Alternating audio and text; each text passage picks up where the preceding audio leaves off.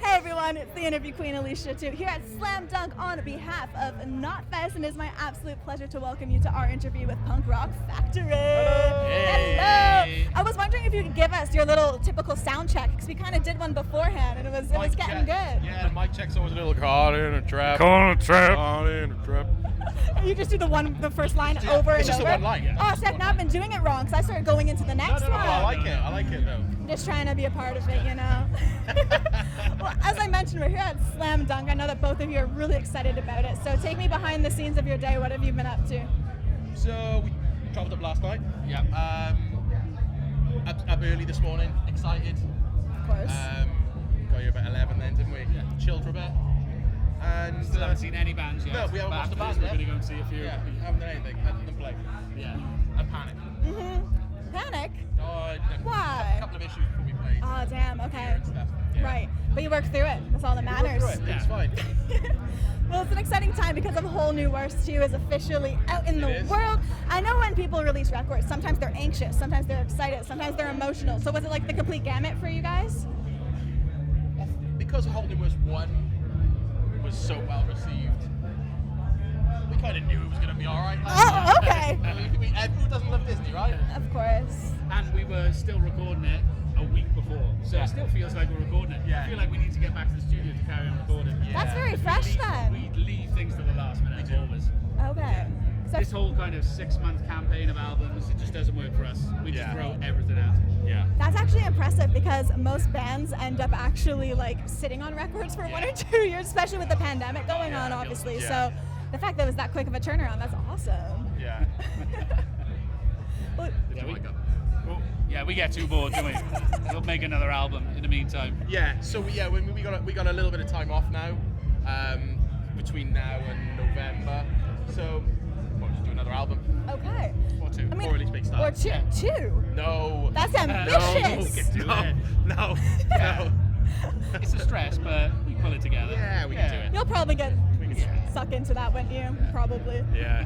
I would really love to go back to the start of this whole thing because even when I was going through some of your other interviews, I couldn't really find the answer. So kind of fusing Disney, covers, pop, punk, like where did that kind of love stem from? Because it is a crazy idea, but it works when you guys do it. Yeah, so that's not where it started. It was just a bit of fun. We were just doing the odd song, and then we did the first album, which was more kind of 90s hits and stuff. We did Just Can't Wait to Be King on that first album, and it went bonkers, didn't it? Yeah, everyone loved it. Yeah, everyone It was loved mainly because the fans wanted it. Yeah. Everyone just obviously loves Disney, and they wanted to hear Yeah. it. Yeah, it was mad. So, yeah, we ended up doing Disney, and that's kind of what we're known for now. Become that Disney cover band. Yeah. That's wild. I mean, the fun thing that I think is when you do shows like this and you see a bunch of like women and men who obviously aren't kids and they're out there like screaming their lungs out to these songs. When do you ever see a circle pit for Let It Go? That's the point, right? Like that's baffling. So when you're on stage and you're seeing that, like you must think we're kind of like starting something here that hasn't been done. It's really neat. It's obviously something nobody's ever done. Like, so people love it. People love Disney. People love punk music. Do you know what I mean? It's perfect. We are blown away every show. We look at it like, how is this happening? Yeah. Like last year, our first ever show as Punk Rock Factory was last year. We went to about 8,000 people. Yeah, Bloodstock. Oh my Bloodstock God. Festival, and it was our first ever show.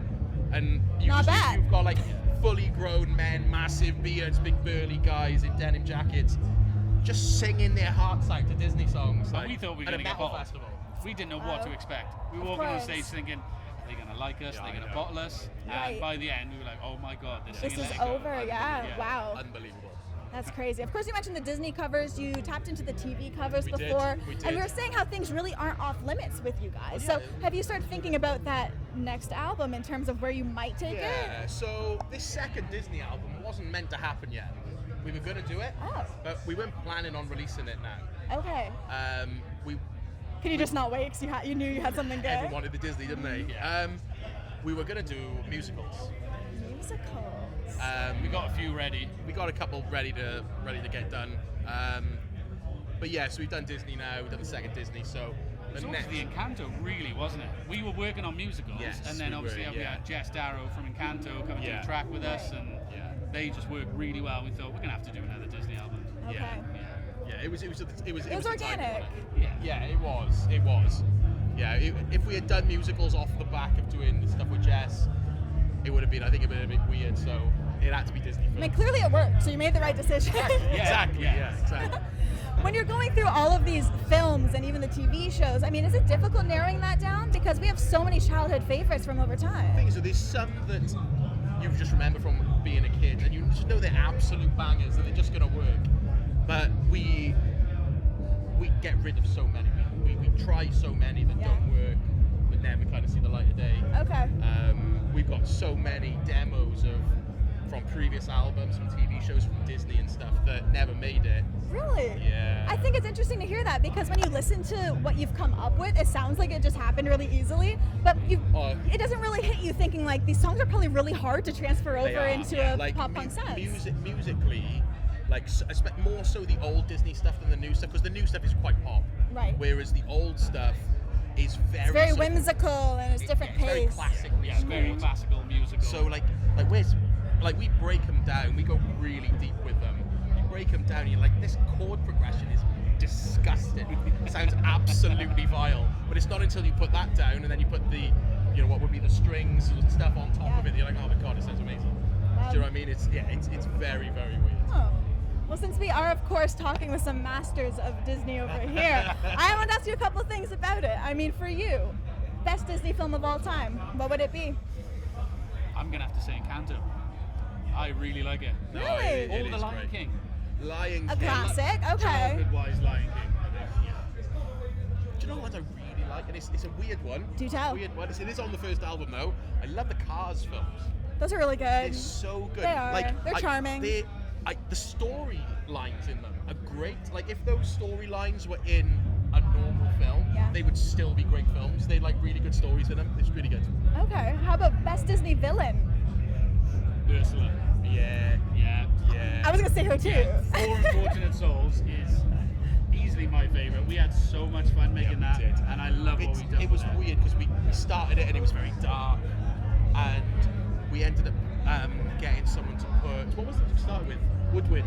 We got someone to put loads of woodwind down on it, and then we had an accordion player on it, and then we ended up with strings on it. So like if you listen carefully to Poor Unfortunate Souls, there's so much going on that's not our norm sort of guitars, bass, and drums. Do you know what I mean? Yeah, we spent the most time on that one, didn't we? Yeah, it was amazing. I love being taken behind the scenes into this stuff because I mean, like I've been in the studio with people when they put regular tracks together, but not covering something as like left field as this. It really is completely different. It's not a normal process with us at all, is it? Not at all. Because we Not at don't all. really go in with any conceptions at all. We just sit there and go, how does this work? We just throw everything at it and we just keep adding and adding until we go, are we done? The amount of times a song changes from the start and end of recording is ridiculous. Like you'll put your drum, we'll go through the drums and we'll put down sections of the drums down and stuff, and then we've got kind of like the basis of the track, and then it's not until we start putting guitars down we're like, you need to change the drums on that bit. You need to change that bit. Yeah, we go back and change little tweaks. Yeah. So like the songs from where they start to where they finish, so much goes into it. Amazing. Yeah. I just can't wait to see what you stir up next. It's been a really interesting ride thus far. I'm looking forward to musicals. I am looking forward to musicals. that's going to be a fun one. Yeah. I think the thing is, like, I think musical fans are super passionate about musicals. Yeah. Just like Disney fans are passionate about Disney. So I think that's a great market to tap into. It's a good crossover for sure, actually. It just makes logical sense to do the next thing. Really does, Look at you guys, not only great performers, but also smart I businessmen. I love it. Well, I want to say thank you very much for joining us here today on Knotfest. We appreciate it. Pleasure. Thank you very much. Of course, to everyone watching, for more exclusive interviews and features, all you have to do is hit up knotfest.com, and we will definitely be seeing you next time. Bye, everybody.